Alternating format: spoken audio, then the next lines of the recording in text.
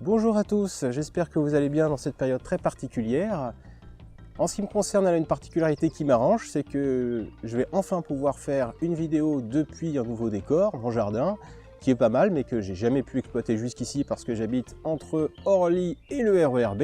En temps normal, avec le bruit, c'est même pas la peine d'y penser, mais là, je pense que nous allons être tranquilles, il n'y a aucun trafic en haut et il y en a très peu au niveau du RER B. Alors il y a peut-être un petit peu les poules là qui vont nous faire chier, mais bon, je leur ai demandé de rester sage.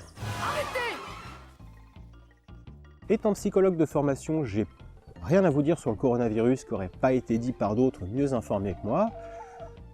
Par contre, d'un point de vue psychique, j'ai l'impression qu'actuellement il y a beaucoup de psychés qui sont mis très à l'épreuve par ce confinement qui a été préparé, mis en scène à la mode Sagouin.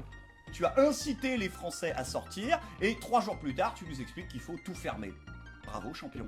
Comme nous l'avions dit dans un ancien épisode, ce qui fait qu'une expérience même anodine et traumatique, c'est avant tout l'impréparation, le fait que nous ne l'ayons pas vu venir, que ça nous rentre dedans sans que nous ayons pu l'élaborer à l'avance. Jean-Claude, évitez ce maudit pangolin! Quoi?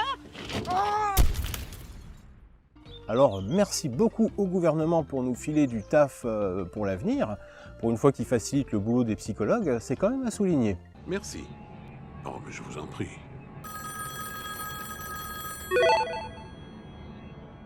Entre le déni de réalité, les discours contradictoires, incohérents, les règles draconiennes imposées du jour au lendemain, c'est tout ce qu'il faut pour traumatiser une population. Nous sommes en guerre. Mais au-delà de ça, si cette pandémie prend une telle proportion dans l'espace psychique, c'est peut-être aussi que nous n'avons plus l'expérience de ces pandémies. Dans ma vie, j'ai bien entendu parler de quelques pandémies comme le SRAS, la vache folle, la grippe aviaire, mais personnellement, je me suis jamais senti menacé ni même concerné par tout ça. Enfin, tout ça pour vous dire qu'une population qui aurait connu la peste noire, le choléra, la grippe espagnole ou même les débuts du sida, vous savez, quand on ne savait pas encore ce que c'était, eh ben, elle serait psychiquement plus préparée que nous le sommes pour ce qui nous arrive en ce moment, c'est-à-dire la pandémie du Covid-19. Disons que psychiquement, ils seraient sans doute plus préparés et moins pris au dépourvu. Et encore une fois, attention, je parle bien des défenses psychiques à échelle collective, sociétale, plutôt que des défenses immunitaires physiques à échelle individuelle. Ce n'est pas la même chose en fait. C'est pour ça qu'il y a des psychologues et des médecins, que c'est pas le même taf.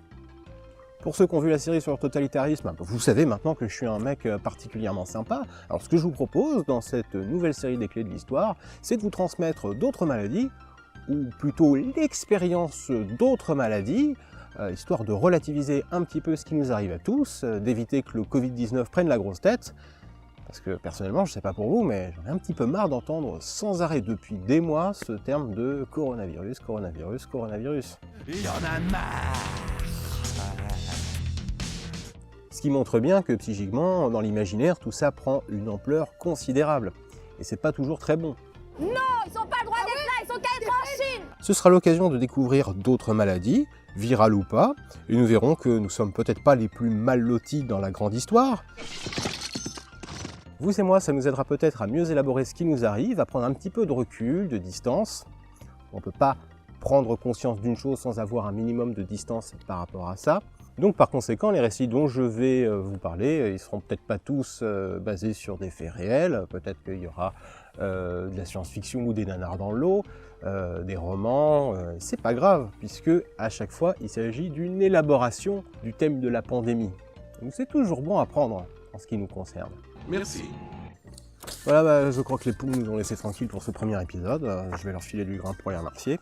Chic du grain, mon plat préféré. Quant à moi, je vous retrouve très vite pour une première analyse d'histoire de contagion. À la prochaine, portez-vous bien et restez chez vous pour ceux qui le peuvent.